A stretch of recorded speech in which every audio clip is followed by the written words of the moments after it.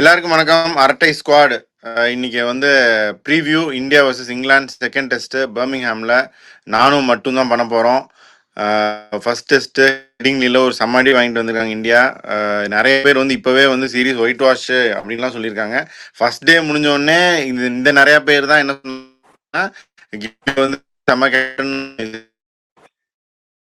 Jaiswal century இது golden generation has arrived அப்படின்னு சொல்லி அடுத்த நாள் எல்லாமே மாறிடுச்சு. டெஸ்ட் மேட்ச் ஜெயிக்க வேண்டிய டெஸ்ட் மேட்ச் தோத்து ஒரு வைத்திருச்சலான டெஸ்ட் மேட்ச்ல இதுவும் ஒன்று. இப்போ வந்து சீரீஸ் ஒயிட் வாஷ் ஆயிரும் அப்படின்றாங்க. இங்கிலாந்து பவுலிங்கில் வந்து டீத்தே இல்லை அப்படின்னு வந்து பேசினவங்க எல்லாருமே வந்து இப்போ வந்து இங்கிலாந்து ஃபுல்லாக ஜெயிச்சிரும் அப்படிங்கிறாங்க. இதில் இன்னொன்று என்னென்னா இங்கிலாந்து பிளேயிங் 11 அனௌன்ஸ் பண்ணிட்டாங்க. மட்டும் உனக்கு தெரியும். அப்படியே அதை பற்றி நீ சொல்ல ஆரம்பி, அங்கேருந்து கண்டினியூ பண்ணுவோம். அதான் இங்கிலாந்து வந்து அதே தான் அன்சேஞ்ச் தான் சொல்லியிருக்காங்க. ஆர்ச்சர் ஸ்குவாட்ல இருந்தாரு. பட் ஆனால் அவர் பவுலிங்கும் ஒன்றும் போடல பெருசாக நெட்ஸில். அது அனௌன்ஸும் பண்ணிட்டாங்க அதே 11 தான் அப்படின்னு சொல்லிட்டு. ஸோ அது அவங்க ஏற்கனவே இப்போ அனௌன்ஸ் பண்ணி முடிச்சிட்டாங்க. அதுதான் பவுலிங் வந்து நான் அதே தான் சொல்லுவேன். அதே தான் சொல்கிறேன். அவங்களுக்கு ஒன்றும் பெரிய பவுலிங் கிடையாது. போன தடவை வந்து விக்கெட் எடுத்ததுன்னு சொல்கிறத விட கடைசி இதில் வந்து நம்ம நிறைய அடிச்சிட்டோம். 300 for 3, 400 for 3 வந்துச்சு. இனிமேட்டு நம்ம அக்ரெசிவாக விளாடுவோம்னு சொல்லிட்டு தான் இவங்க அவுட் ஆனாங்க. பட் என்ன அவங்க ஒன்று பண்ணாங்க, டெய்லை வந்து நல்லா முடிச்சு விட்டாங்க. டங்கு வந்து நல்லா டெய்லுக்கு நல்லா போட்டார். நல்லா நேராக வேகமாக போட்டார். எல்லாம் வந்து நம்ம டெய்ல் தான், நான் வந்து 6 தான் அடிப்பேன் அப்படின்னு நடம்பிடிக்கிற டெய்லாக தான் இருக்குது. அந்த பழையபடி அந்த இஷாந்த் சர்மா மாதிரி ஒரு 2 பேர் இருந்தாங்கன்னா, இப்போ குல்தீப் எடுத்தாங்கன்னா அவர் கொஞ்சம் நிற்பார். மற்றவங்களாம் நான் 6 தான் அடிப்பேன் இல்லை அவுட்டை தான் ஆவேன் அப்படின்னு நடம்பிடிக்கிற டெய்லாக இருந்துச்சு.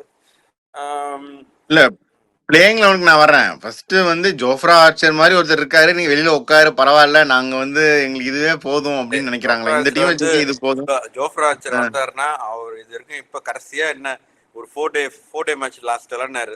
அதுக்கு முன்னாடி 3 வருஷத்துக்கு முன்னாடி விளையாடினாரு. அவர் ஒன்றும் பெரிய வந்து ஃபிட்டா வந்து தொடர்ந்து இன்னும் 4 ஓவர் T20ல வந்து போடுறது வேற. 145 145ன்னு டெஸ்ட் மேட்ச்ல வந்து ஒரு 4 ஓவர் போடாருன்னா 5வது ஓவர் 140ல போடுவாரு. அதுக்கப்புறம் அடுத்ததெல்லாம் 135 தான் போடுவாரு. அதுவும் பெரிய ஃபிட். அட்லீஸ்ட் ஜோஃப்ரா வச்சு பயமுறுத்துறாங்களா? அப்போ எடுத்து உள்ள வந்து பார்த்து தே வாண்ட் டு என்ன சொல்றது, have a look at him personally. Like England setup வந்து நீ வா, நேரா வா, ஸ்குவாடுக்கு வா, நெட்ஸ்ல போடு, நாங்க க்ளோஸா வந்து உன்னை பாக்குறோம், நீ வந்து எவ்வளவு ஃபிட்டா இருக்க அப்படின்றதுக்காக தே brought him into the test. அவ்வளவுதான். அப்படிதாங்கிற விளையாடுற இப்போதைக்கு விளையாட வைக்க மாட்டாங்கன்றப்ப மாட்டாங்க. அவ்வளவுதான். ஒருவேளை தோத்தாங்கன்னா இந்த டெஸ்ட் தோத்தாங்கன்னா சான்ஸ் உண்டு. பட் அப்பயும் வந்து லைக் என்ன சொல்றது, ஒரு ஃபிட்டா இல்லாத ஒருத்தரை நம்பி எப்படி போக முடியும்? நம்ம வந்து பிரசித் கிருஷ்ணா நம்பி போன மாதிரி அவர் 20 ஓவர் போட்டார், ஓகே. பட் அதே தான் சொல்றேன், அவரோட ரிதம் வந்து இல்லாம சும்மா வந்து போடுறது. அவர் வந்து என்ன அந்த டெஸ்ட் ஒரு கவுண்டி விளையாடினாரு, 20 ஓவர்ல ஒரு விக்கெட் எடுத்தாருன்னு நினைக்கிறேன், 80 ரன் கொடுத்தாரு. அதுலயும் ஒன்றும் பெரிய இம்ப்ரெசிவா இல்லையே அது. ஆமாடா, பட் பிக் மேட்ச் பிளேயர்ஸ் இவங்கலாம் அவங்க ஜோஃப்ரா சார் விளையாடுறாருனாலே ஒரு சைக்கலாஜிக்கல் எட்ஜ் இருக்கும்ல. நியூ பால் அவரை ஃபேஸ் பண்ணுறது யோசிப்பாங்களே. இப்போ ஒரு கேஎல் ராகுல் எடுத்துக்கோ, ஃபேஸிங் ஜோஃப்ரா கூட ஃபேஸிங் இது பெட்டர் தானே. 4 ஓவர் அந்த பர்ஸ்ட் தான் அவர் போடுவார், 3 ஓவர் ஸ்பெல் தான் கொடுப்பாரு. பட் அதுலேயே 2-3 விக்கெட் எடுத்தாருன்னா இல்ல அதுதான் சொல்றேன். இப்போ ஒரு என்ன ரிதம்ல இருக்கணும்ன்றத பொறுத்து. இப்போ 2 பால் டிஃபெண்ட் பண்ணிட்டு 3வது பால் போட்டு கொடுத்தாருன்னா என்னதான் ஸ்பீடா போட்டாலும் அந்த ரிதம் இல்லாம பிரசித் கிருஷ்ணா போடுறாருல, ஒரு 2 பால் நல்லா போட்டுட்டு 2வது பால் ஒய்டா கொடுத்தாங்கன்னா எல்லாம் 4 தான் அடிக்கிறாங்கல்ல, 6 எக்கானமி போறாரு. அது மாதிரி தான் சொல்றேன். அது வந்து நான் பேக் ஃபயரும் ஆகலாம்ல, அதனால அவங்க எடுக்க மாட்டாங்கன்னு தான், அந்த ரிஸ்க் எடுக்க மாட்டாங்கன்னு தான் பாக்குறேன். ஆமா, இப்போ வந்து எல்லாரும் ஆசைப்பட்டாங்க பும்ராவும் ஜோஃப்ராவும் ஒன்னா ஒரே டீம்ல விளையாடணும்னு ஆசைப்பட்டாங்க. அது நடக்கல. பும்ராவும் ஜோஃப்ராவும் எதிர் டீம்ல விளையாட போறாங்க அப்படின்னு ஆசைப்பட்டாங்க. அது வந்து பும்ரானால நடக்காம போகும் அப்படின்னு நினைச்சாங்க. இப்போ ஜோஃப்ரானால நடக்காம போயிருச்சு. இப்போ வந்து இந்தியன் டீம் செலெக்ஷனுக்கு வாங்க, என்ன சேஞ்ச் எதிர்பார்க்குறீங்க? அதான் பும்ரா தான் சொல்லியிருக்காங்க கடைசியில கால் எடுப்போம்னு.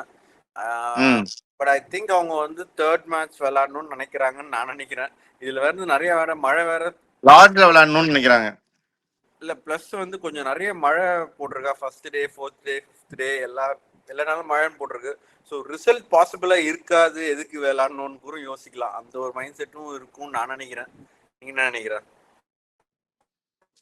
தெரியல எனக்கு. அதான் லார்ட்ஸை விளையாடுறதுக்கு முதல்ல இருந்தே ப்ரிஃபரன்ஸ்னு நான் இப்போ மீடியாவில் பார்த்தேன். புஷ் பண்ணி திருப்பி கெட்ட பேர் வந்துடும் அப்படின்னு நினைக்கலாம். இது வந்து ஆனா இது ஒரு டிஃபென்சிவ் மூவ் தான். இது எப்படியா இருந்தாலும் பேக் ஃபயர் ஆகும். இப்போ வந்து பும்ரா எடுக்காம தோத்தாங்கன்னா இப்போ இப்படி தான் சொல்லுவாங்க. நீங்க வந்து டிஃபென்சிவா போயிட்டீங்க. எடுத்தோடனே பும்ராவை நீங்க ரெஸ்ட் பண்ணி இன்னொரு மேட்ச் பும்ரா வச்சு we should put our best foot forward. இது வந்து டாக்டிக்கலி டிஃபென்சிவ் மூவ் அப்படின்னு சொல்லுவாங்க. சப்போஸ் பும்ரா விளையாண்டு ஏதாவது இன்ஜுரி இல்லை இன்னும் கொஞ்சம் அக்ரிவேட் பண்ணிட்டாரு அப்படின்னா அவ்வளோதான். திருப்பி நீங்கள் பும்ராவை ரஷ் பண்ணீங்க இன்ஜுரியிலேருந்து இதாயிருச்சுன்னு சொல்லுவாங்க. இந்த டிசிஷனில் வந்து நல்ல பேர் எடுக்கிறது ரொம்ப கஷ்டம் யாராக இருந்தாலும். இதில் ஒரே நல்ல பேர் எடுக்கிறதுக்கு வாய்ப்பு, இதில் பும்ரா விளாண்டு அவர் நிறைய விக்கெட் எடுத்து இந்தியாவும் ஜெயிச்சாதான் நல்ல பேர் எடுக்க முடியும். இந்த இத்தனை நடந்து நடந்து நடந்துன்னு நான் சொல்கிறது வந்து கொஞ்சம் கஷ்டம். அதனால இந்த கால் வந்து it's going to get a bad name for whoever is taking it. அப்படிங்கிறப்ப அவங்க வந்து கன்சர்வேட்டிவாக தான் அந்த கால் எடுப்பாங்க. அதான் மழை வேற first day, fourth day, fifth day ஃபுல்லா ரெயின் அப்படின்னு இது இருக்கு, ஃபோர்காஸ்ட் இருக்கு. பட் இங்கிலாந்துல வந்து ஓகே இப்படி எதாவது சேஞ்ச் ஆகலாம் வெண்டைக்கேற்ற மாதிரி. அதுவும் இல்லாம மழை பெஞ்சு உடனே கூட திரும்ப ஆரம்பிச்சிடும், எப்படியும் கவர்ல தான் இருக்கும். பட் அதனால மேபி பேட்டிங் நல்ல பிச்சா இருக்கும், எப்படியும் வந்து டிராவா தான் ஆகும் அப்படின்னு ஒரு மைண்ட் செட்ல போவாங்களோ அப்படின்னு தோணுது. எடுத்தோடனே டிராக் விளையாடுவாங்க அப்படிங்கிறியா? இல்ல லைக் நிறைய டைம் இல்ல, இருக்காம போயிடும். ஸோ அதனால பும்ரா எதுக்கு ரிஸ்க் பண்ணணும்னு பார்ப்பாங்களோன்னு தோணுது. சரி, அது ஒரு question. But unlikely to play. என்ன பொறுத்த வரைக்கும் இந்த ஒரே வரியில கேட்டேன் அப்படின்னா Bumrah may not play this game. Harshdeep is in line to பிளேன்னு தான் போட்டிருக்காங்களா, கிரிக்கெட் ஃபீல்ட்ல போட்டாங்கன்னு நினைக்கிறேன். இல்ல ஹர்ஷதீப் ஆகாஷ்தீப் தான் போட்டிருக்காங்க. ஹர்ஷ்தீப் வந்து ஹர்ஷ்தீப் பேரே போடல. அப்படியா? இப்ப நம்ம தான் அதான் சரி ஏதோ ஒரு தீப். ஆனா ஆகாஷ் தீப் தான் எல்லாரும் சொல்றாங்களா? பட் ஆனா பாவம் அப்படின்னா வந்து நம்ம வந்து குல்தீப் குல்தீப்ன்றோம், அவங்க எல்லாரும் வந்து வாஷிங்டன் சுந்தர் தான். சுந்தரா சுந்தருங்கிறாங்களா? Oh my god. பட் என்ன பொறுத்த வரைக்கும் ஹர்ஷதீப்பும் குல்தீப்பும் விளையாடணும் purely because they are the better two bowlers across formats. நீங்க ஆகாஷ் தீப் வந்து நல்லா போடலாம், பவுன்ஸ் எடுக்கலாம், விளையாடிட்டு தே கேன் பிளே இவரு Nitish Reddy for Shardul Thakur. Like batting ரொம்ப வீக்கா இருக்கு. அது கூட அது என்னமோ பண்ணட்டும். அவங்க நிதிஷ் ரெட்டி வந்து பவுலிங் போட்டு இந்தியா மேட்ச் ஜெயிச்சு கொடுக்க போறது இல்ல. ஷார்துல் தாக்கூர் எனக்கு அது ஓகே, அது ஏதோ பண்ணட்டும். அது வந்து லக்குன்னு வச்சுக்கோ, டைஸ் உருட்டுறது, மோனோபொலி கேம்ல டைஸ் உருட்டுறது, அது என்னமோ நடக்கட்டும். நிதிஷ் ரெட்டியோ ஷார்துல் தாக்கூர் இந்த ஸ்பாட் வந்து Harshdeep is clearly a better bowler. Harshdeep plus Kuldeep வந்து more dangerous then Sundar and Akash Deep. They are more likely to get you wickets and 20 wickets வேணும் டெஸ்ட் மேட்ச் ஜெயிக்கிறதுக்கு. இவங்க இந்த ரெண்டு பவுலர் தான் இருக்கணும் அப்படின்னு நான் நினைக்கிறேன் பர்சனலி. நான் நீயும் I think you will agree with that. இந்த ஹர்ஷ்தீப் விளையாடணும்னு சொல்லுவேன், பிரசித் கிருஷ்ணா உட்கார விளையாடணும்னு சொல்லுவாங்க. பட் ஆனா கம்பீர் வந்து சொல்லிட்டாரு பிரசித் ஒரு விக்கெட் எடுத்து ஜெயிச்சு கொடுப்பாரு அப்படின்லாம் ஒருத்தர் பேக் பண்ணிட்டாரா. நிறைய பேர் இந்த மாதிரி பேக் பண்ணிட்டு அடுத்த மேட்ச் தூக்கியிருக்காங்க, அது வேற. பட் சொல்லியிருக்காங்க. So I think they will go with Prasidh தான். ஒருத்தர் திங்க் ஆகாஷ் தான் கொண்டு போறாங்க மாதிரி சொல்றாங்க. பட் ஆகாஷ் அதுதான் ஆகாஷ் நல்லாவே போடுறாருன்னு வச்சுக்கோ ஆகாஷ் தீப். ஆனா வேவடாவும் இப்ப ஜோஃப்ராக்கு நீ சொல்றியே ஆகாஷ் தீப் 4 ஓவர் போட்டு 40 ரன் போகிறதுக்கும் சான்ஸ் இருக்கு நியூ பால்ல. பட் ஹர்ஷதீப் 4 ஓவர் போட்டாருன்னா 40 ரன்லாம் கண்டிப்பா போக மாட்டாரு. இன்சைசிவா விக்கெட் எடுத்துருவாரு. Even if doesn't take wickets கண்டிப்பா டைட்டா போடுவார் நியூ பால்ல. எடுத்தோடனே இனிஷியேட்டிவ் கொடுக்க முடியாதுல டெஸ்ட் மேட்ச்ல. இல்ல என்ன பொறுத்த வரைக்கும் ஹர்ஷ்தீப் தான் பெட்டர் ஆப்ஷன். பட் அவங்க என்ன பண்ணுவாங்கன்னா ஐ திங்க் ஆகாஷ்தீப் போற மாதிரி தான் இப்ப சொல்றாங்க. அது ஏன்னு எனக்கும் தெரியல. ஏன்னா வந்து நம்ம போன வரையும் சாம்பியன்ஸ் ட்ரோஃபில பார்த்துட்டோம், ஹர்ஷ்தீப்பை வந்து ஸ்குவாட்ல எடுத்துட்டு அதுக்கப்புறம் வெளியே இருந்து கொண்டு வந்தவங்களெல்லாம் விளையாட விட்டுருக்காங்க. ஹர்ஷ்தீப்பை வந்து ஸ்குவாட்ல கொண்டு வரது ஒருத்தர், உள்ள பிளேயிங் லெவல்ல விளையாட மாட்டாங்க. ஹர்ஷதீப் வச்சு ஏதோ வாய்க்கால் தகராறு அப்படிங்கிறீங்க. Like maybe someone else is pushing him in the squad. உள்ள வந்து கோச்சா யாரையோ ஒருத்தர் உள்ள விளையாட மாட்டாங்களான்னு தெரியல, பாப்போம். ஹர்ஷதீப் வந்து ஸ்குவாட்ல புஷ் பண்ற அளவுக்கு பேட் பிளேயர் கிடையாது. எல்லா மேட்சும் walks into the Indian squad Harshdeep எல்லா ஃபார்மட்லயும். நான் அவர் விளையாடுறேன் சொல்றேன். பட் ஆனா வந்து 11ல வந்து சாம்பியன்ஸ் ட்ரோஃபில இருந்து எதுலயுமே வந்து உள்ள விளையாட விடாம பண்றாங்க அப்படின்ற. அதுதான் அது பார்ப்போம் என்ன ஆகுதுன்னு. நான் வந்து ஸ்ட்ராங் சப்போர்ட்டர் ஆஃப் ஹர்ஷதீப். குல்தீப்பும் விளாடணும்னு நான் நினைக்கிறேன். ஏன்னா என்னதான் இங்கே இங்கிலாண்டு என்ன கண்டிஷன் நீங்கள் விக்கெட் வந்து விக்கெட் எப்படி வேணா வச்சுக்கோங்க, ஆன் எனி சர்ஃபேஸ் இந்த மாதிரி இங்கிலீஷ் பேட்ஸ்மேனுக்கு அகெயின்ஸ்டா குல்தீப் மாதிரி ஒரு bowler he can force them into making mistakes at any given point of time இந்த டெஸ்ட் மேட்சை. என்ன பொசிஷனில் அவங்க இருந்தாலும் குல்தீப் மாதிரி ஒரு bowler who can turn the ball both ways, he can make English batters make mistakes. அப்படிதானே? இப்போ இல்லனா இவங்க நிதிஷ் ரெட்டி விளையாடினாங்கன்னா மேபி கருணாயிருக்கு பதில் வாஷிங்டன் சுந்தர் விளையாடுவாங்களா? அதுவும் பண்ணலாம். எக்ஸ்ட்ரா ஒரு பவுலர் குல்தீப் வச்சும் சொல்றேன். குல்தீப் தேவை. இங்கிலாந்து மாதிரி ஒரு ஆப்போசிஷன் கேதர் இதே இது வந்து ஈவன் ஒரு பங்களாதேஷோ ஸ்ரீலங்காவனா கூட தேல் பிளே குல்தீப் பெட்டர் நான் நினைக்கிறேன். ஆனா இந்த இங்கிலாந்து டீம் வந்து இன்னும் அடிக்கவும் பார்ப்பாங்க. அவங்க வந்து ரொம்ப ரொம்ப எக்ஸ்ட்ரீம்லி டிசிப்ளினா ஆடினாங்க. பட் ஸ்டில் சான்சஸ் கொடுத்தாங்க. நம்ம தான் கேட்ச விட்டோம். அப்படி இருக்கும்போது குல்தீப்பை வந்து அவங்க வந்து கண்டிப்பா ஒன்றும் ரீட் பண்ண மாட்டாங்க. ரீட் பண்ணாலும் அவ்வளோ நேரம் அவங்க இது பண்ண மாட்டாங்க. அடிக்க பார்ப்பாங்க. கண்டிப்பா விக்கெட் விடுவாங்க. குல்தீப் எடுக்காம போனா இட் பி பிளண்டர் தான் நான் நினைக்கிறேன். குல்தீப் எடுக்கிறதுக்கு பெஸ்ட் வென்யூவும் இதான் நினைக்கிறேன். லார்ட்ஸோட இது better. ஆமா லார்ட்ஸோட இது பெட்டர் தான். ஆனா இதுதான் டிஃபென்சிவ். குல்தீப்புக்கு பதிலாக அவங்க சுந்தரம் ஆடினாங்கன்னா அது மிகப்பெரிய டிஃபென்சிவ் மூவ். அதை அவங்க பண்ணக்கூடாது. பார்ப்போம். என்ன அது கண்டிஷன்ஸ் எப்படி இருக்கு? நீ தான் சொன்னீங்க பெட்டர் வென்யூனே. கண்டிஷன்ஸ் எப்படி இருக்கு? இல்ல கண்டிஷன்ஸ் வந்து பேட்டிங் பிச் தான். ஒன்றும் ஐ மீன் ட்ரை இதுதான். அவ்வளோ கிராஸ் இருக்கு. பட் ஆனால் வெரி ட்ரை கிராஸ் இப்போதைக்கு இருக்கு. பட் எவ்வளோ தூரம் இது பண்ணுவாங்கன்னு தெரியாது. பட் எதுவுமே அந்த அளவுக்கு இனிஷியல் மூமெண்ட் இருக்கும் நியூ பாலை தவிர, மற்றபடி எதுவும் இருக்காது. போன மேட்ச் இருந்தால் அதே மாதிரி தான் இருக்கும். அப்படியா? 450 500 அப்படிங்கிற அந்த ரேஞ்சு. ஆனா மழை பெய்யும்னு சொல்றியே. மழை பெய்யும். அதான் மழை பெய்யும்னு ஃபோர்காஸ்ட் பண்ணியிருக்கு. பட் ஆனால் அங்கே ஃபோர்காஸ்ட் ரொம்ப சேஞ்ச் ஆகும் ஆப்வியஸ்லி. ஃபர்ஸ்ட் டே, 4th டே, 5th டே மழை பெய்யும்னு போட்டிருக்கு. ஸோ அது பார்க்கணும். வேற வேற என்ன? யார் ஜெயிப்பாங்க அதை சொல்லு. நான் டிரா தான். இந்தியா வந்து இந்த வென்யூல வந்து 8 மேட்ச் விளையாடி இருக்கு. 7 மேட்ச் தோத்துருக்கு. ஒரு மேட்ச் டிரா ஆகிருக்கு. இந்த மேட்ச் டிரா வாங்கிட்டு வடிவேல் மாதிரி ஆட்டோ ஏறி ஓடிடுவாங்கன்ற. வாங்கடா லார்ட்ஸுக்கு வாங்கடா பும்ரா வந்துருவான் அப்படின்னு ஓடுவாங்கன்ற. அப்படிதான் ஹோப் பண்ணோம். பார்ப்போம். ஆனா விவரம்டா, நீ வந்து டிரான்னு சொல்ற. இதுதான் நமக்கு பெஸ்ட் ஆப்ஷன் வந்து இது டிரா தான் அப்படிங்கிற. இல்ல ஐ ஸ்டில் ஃபீல் பும்ரா விளையாண்டா India batting line bowling lineup வந்து பெட்டர் பவுலிங் லைனப். என்ன நம்ம பாலிங் வந்து போன தடவை விக்கெட்டை விட்டாங்க கடைசியில. இது ரொம்ப கொஞ்சம் என்ன சொல்றது, ஃபர்ஸ்ட் இன்னிங்ஸ் நிறைய செஞ்சுரி அடிச்சு செகண்ட் இன்னிங்ஸ் லீட் வந்தோடனே கொஞ்சம் தும்மல் வந்துச்சு. சீக்கிரமா அடிக்கணும். கொஞ்சம் அதே மாதிரி விளையாண்டாங்கன்னா அவங்க லோவர் ஆர்டர் இன்னும் நல்லா விளையாட்டாங்க. அதே அவங்க லோவர் ஆர்டர் பெட்டர் பேட்ஸ்மேன் இருக்காங்க. அந்த மாதிரி எடுக்கிறாங்க உங்க டீம். இவங்க அதனால தே ஷுடன்ட் கோ சூப்பர் டிஃபென்சிவ். அவங்களும் வந்து ஆல்ரவுண்டரா வச்சிருக்காங்க. நம்மளும் அப்படி போவோம்னு போக கூடாதுன்ற. நீ சொல்ற மாதிரி ஆனா இவங்க அப்படிதான் போவாங்க. இவங்க வந்து அவங்கள பார்த்து ஏதோ குறுக்க சூடு போட்ட மாதிரி பண்ணாம நம்மளோட பெஸ்ட் விக்கெட் டேக்கிங் ஆப்ஷன்ஸ் யார்? இப்போ பும்ராவும் இல்லைன்னா who are your 2 best wicket taking options அப்படின்னா சிராஜ் விட்டுருங்க. வெளியில இருக்கவங்களே பெஸ்ட் 2 விக்கெட் டேக்கிங் ஆப்ஷன்ஸ்னா ஹர்ஷதீப், குல்தீப் தான். அதை அவங்க பார்க்கணும். மற்றவங்கள மாதிரி நம்ம பண்ணணும்னு நினைக்காம நம்மளோட ஸ்ட்ரென்த் எதுன்னு பார்க்கணும் அவங்க. சரி, என்ன கீ மேட்ச் அப்ஸ் என்ன இருக்கும் to watch out for? Ben Stokes, Sai Sudharsan, அந்த லெக் சைட் ட்ராப். அதான் அவருக்கும் செகண்ட் இன்னிங்ஸ் ஓகே விளையாடினாரு. பட் இன்னும் ஒரு லாங் இன்னிங்ஸ் விளையாடினா அவருக்கும் கொஞ்சம் ப்ரெஷர் இருக்கும். ஏன்னா வெளியே எல்லாம் சொல்றாங்க. அதுவும் ஒரு நல்ல ஒரு இது வேற. ஒன் டவுன்ன்றது ஒரு முக்கியமான ஸ்பாட்டு.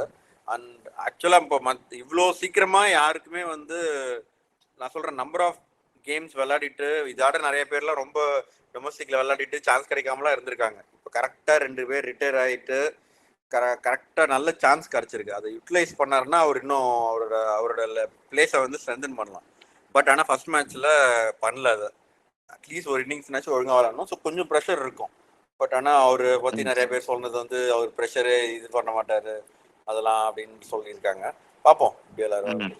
கருண் நாயருக்கு தான் சான்ஸ் கொடுப்பாங்கன்னு நினைக்கிறேன். But they might play Nitish Reddy or Washington Sundar in place of Karun Nair also. அது ஒரு ஆப்ஷன் இருக்கு அவங்களுக்கு. 2 பேரும் நல்லா இருக்கு. அது விளையாண்டா கூட இட் இஸ் ஜஸ்டிஃபையபிள் மட்டும். ஆனா வந்து குல்தீப்புக்கு பதிலாக சுந்தர் ஆடினாங்கன்னா இட் இஸ் அ கிரைம். அவ்வளவுதான். மேட்ச்ல வந்து வாஷிங்டன் சுந்தர் வந்து பெருசா பவுலிங் போட்டு எதுவும் எடுக்க போறது இல்லை. அந்த அளவுக்கு பிச்சு உடைய போறதும் இல்லை. சரி, அப்ப இது சொல்லுங்க, ஃபேண்டசி பிக்ஸ் என்னென்ன? ஃபேண்டசி பிக் போன தடவை எடுத்தது அப்படியே சொல்லிடுவாங்க. இப்போதைக்கு ஸ்டோக்ஸ் தான் சொல்லணும். ஸ்டோக்ஸ் தான் 2 பண்றாரு. And I'll go with Gill and Root. Okay, நம்ம 2 பேரும் தான் 5 பேர் எடுப்போ. 5 பேர். டக்கர் தான் அவள் அடிக்கிறாரு. ஃபார்ம்ல இருக்காரு, எடுத்தான் ஆகணும். அப்புறம் I'll go with Pant. Okay, நான் வந்து யாரு ஜெய்ஸ்வால் தான். ஆனா ஜெய்ஸ்வால் இந்த இந்த அந்த அளவுக்கு இன்னும் கொஞ்சம் நின்று வரும், ஒரு ஷாட்டுக்கு போவாரு. அதனால ஜெய்ஸ்வால் எனக்கு டவுட்டாக தான் இருக்கு. நான் ஒரு இதில் தான் எடுக்கிறேன், ஜெய்ஸ்வால் நம்பிக்கையில தான் எடுக்கிறேன் தவிர I'm not very sure or keen about. அது ஒன்று. கேஎல் ராகுல் எடுக்கலாம், ரெண்டு ரெண்டு ஓப்பனர்ஸு. அதுக்கப்புறம் இவங்க அர்ஷ்தீப் குல்தீப் ஆடினாங்கன்னா நான் ரெண்டு பேரையுமே ஃபேண்டசியில் ஸ்ட்ரைட்டாகவே ஸ்லாட் இன் பண்ணிடுவேன். பட் அன்லைக்லி அப்படின்னு இருக்கும்போது எனக்கு சிராஜ் மேலேயும் நம்பிக்கை இல்லை. ஃபேண்டசி எடுக்கிற அளவுக்கு ஒரு விக்கெட் 2 விக்கெட் ரிட்டர்ன்ஸ் தான் வருது. இதில் வந்து வேற யாரா இருக்கா பெருசாக எடுக்கிற மாதிரி? இந்த சைடு வந்து யாரு போப்பு கிராலி. போப்பு கிராலியில் ஒருத்தர் எடுங்க, ரெண்டு பேரையும் எடுக்கிறது வந்து இதுதான் 3. அந்த ஸ்லாட்டில் ஒன்று எடுக்கலாம். டங்கு மாதிரி ஒருத்தர் எடுங்க, வந்து ஒரு 10-15 ரன்னு, ஒரு 2 wicket. So I pick Josh Tongue also. அதுக்கப்புறம் வேற யாரை விட்டுருக்கோம்? ஜேமி ஸ்மித் வந்து ஜடேஜா எடுக்கலாம். ஐ திங்க் ஜடேஜா எடுக்கலாம், ஒரு விக்கெட் 2 விக்கெட் எடுப்பார். வந்து ஒரு போன மேட்ச் கண்ட்ரிபியூட் பண்ணல, இந்த மேட்ச் கண்ட்ரிபியூட் பண்ணுவார் அப்படின்னு நான் நினைக்கிறேன். பார்ப்போம். ஸோ இதுதான் கொஞ்சம் வாலட்டைலாக தான் இருக்கு. நீங்கள் வந்து ஒரு இங்கிலாந்து பேட்டர் ரெண்டில் ஒன்று எடுக்கலாம். அதே மாதிரி இந்த போப் இல்லாட்டி கிராலியில் ஜெய்ஸ்வால் கேஎல்ல 2 பேரில் ஒருத்தர் எடுக்கலாம். இல்லை 2 பேரையும் நீங்கள் எடுக்கணும்னு ஆசையாக இருக்குது, இந்தியாவில் ஒரு எக்ஸ்ட்ரா பிளேயர்னா 2 பேரும் எடுக்கலாம். இதுக்கப்புறம் சாய் சுதர்ஷன் எனக்கு என்னமோ இந்த மேட்ச் ஐ திங்க் போன மேட்ச் மிஸ் அவுட் பண்ணிட்டாரு, கொஞ்சமாவது நின்ட்டாருன்னா பெரிய ஸ்கோர் அடிச்சிருவாருன்னு நினைக்கிறேன். ஸோ சாய் சுதர்ஷன் கூட நீங்கள் எடுக்கலாம். அந்த இந்தியா டாப் 3ல ஒரு 2 பேர் எடுத்துக்கங்க. அப்புறம் இந்த போப்பு கிராலியில் ஒருத்தர் எடுங்க 3, டங்கு மாதிரி ஒருத்தர் எடுங்க 4, ஜடேஜாவை எடுத்து ரவுண்ட் ஆஃப் பண்ணிடுங்க. ஆனால் அர்ஷதீப்பும் குல்தீப் ஆடினா என்ன கேட்டால் எடுத்துருங்க, விடாதீங்க. இதுதான் என்னுடைய பிக்ஸு. வேற யாராவது இருக்காங்களா மட்டும்? ஆல்மோஸ்ட் இவ்வளோதான். மட்டும் வந்து ட்ரால முடியும்னு சொல்லியிருக்கு இந்த மேட்ச்சு. நான் வந்து இன்னும் நம்பிக்கையோட ஹர்ஷ்தீப் குல்தீப்பையும் எடுத்து இந்தியா ஜெயிக்கும் அப்படின்னு ஒரு புள்ளி வச்சு நான் ஒரு கோலம் போட்டு காட்டுறேன். இந்த புள்ளி வச்சு கோலம் போட்டது ஒர்க் அவுட் ஆகுமா இல்லையான்னு போக போக தான் தெரியும். பர்மிங்ஹாமில் பும்ரா இல்லாத இந்தியா விளையாட போகுது, ஜோஃப்ரா இல்லாத இங்கிலாண்டோட. ஸோ என்ன ஆகுதுன்னு பார்ப்போம். We'll keep coming back. மட்டும் உனக்கு ஏதாவது இருக்கா ஃபைனல் கமெண்ட்ஸ் இந்த மேட்சை பற்றி? இல்லை, ரோஹித் சர்மா, கோலி, அஸ்வின் எல்லாரையும் முடிச்சு விட்டாங்க. அடுத்தது ஜடேஜா இருக்காரு, அவரையும் தூக்கணும்னு நிறைய குரல் வந்துட்டு இருக்கு. அதை பத்தி ஏதாவது சொல்றீங்களா? இந்த மேட்ச்ல இல்ல வாஷிங்டன் சுந்தர் ரொம்ப சொல்றாங்கல்ல, எனக்கு அதுதான் கொஞ்சம் இதுவா இருக்கு. அவரையும் அனுப்பிட்டு வாஷிங்டன் சுந்தர் அந்த ஸ்பாட்ல விளையாடணும்னு நினைக்கிறாங்களான்னு யோசிக்கிறேன். பட் அது மாதிரி பண்ணக்கூடாது. ஹோப்ஃபுல்லி என்னதான் இருந்தாலும் அவர் தான் அவ்வளோ பெரிய பிரைம் இப்போதைக்கு பீக் ஆல்ரவுண்டர். இன்னும் 2 வருஷமாவது ஜடேஜா விளையாடணும்னு தான் நான் நினைக்கிறேன், பர்சனல் ஒப்பீனியன். அஸ்வினே இன்னும் கொஞ்சம் விளையாண்டுருக்கலாம்னு நான் நினைக்கிறேன் டெஸ்ட் மேட்சை பொறுத்த வரைக்கும். பட் தென் ஓகே ஃபைன், யாராவது ஒருத்தர் தான் அப்படின்றப்ப அட்லீஸ்ட் யாராவது 2 வருஷம் விளையாடணும். அவர் பார்த்துருப்பாரு அடுத்த வருஷம் எங்கெங்கெல்லாம் சீரீஸ் நடக்குதுன்னு. எல்லா இடத்துலயும் ஒரு ஸ்பின்னர் விளையாடுறாங்க அப்படின்னா ஜடேஜா தான். அதான் 2வது ஸ்பின்னர் விளையாடும் போதே என்ன உட்கார வச்சு வாஷிங்டன் சுந்தர் விளையாட்டிங்க அப்படின்றதுக்காக தான் அவர் முடிச்சு விட்டாரு. இப்போ இவர் 2 வருஷம் ஆடணும் அப்படின்னு நான் நினைக்கிறேன். பாப்பா என்ன ஆகுதுன்னு. வேற ஏதாவது சொல்லணுமா உனக்கு இந்த மேட்சை பத்தி ஃபைனல்? பார்ப்போம். போன மேட்ச் ஜெயிக்க வேண்டிய மேட்ச் தான் விட்டான்னு நான் ஃபீல் பண்றேன். இந்த மேட்ச் பார்ப்போம் அப்படின்னு. பாப்பா என்ன ஆகுதுன்னு. ஸோ மேட்ச் முடிஞ்சோடனே கண்டிப்பாக ரிவ்யூ பண்ணுறதுக்கு வருவோம். So that's it for us Arattai squad from இந்த மேட்சை பொறுத்த வரைக்கும். So we'll sign out now and we'll keep coming back. Thank you all, by.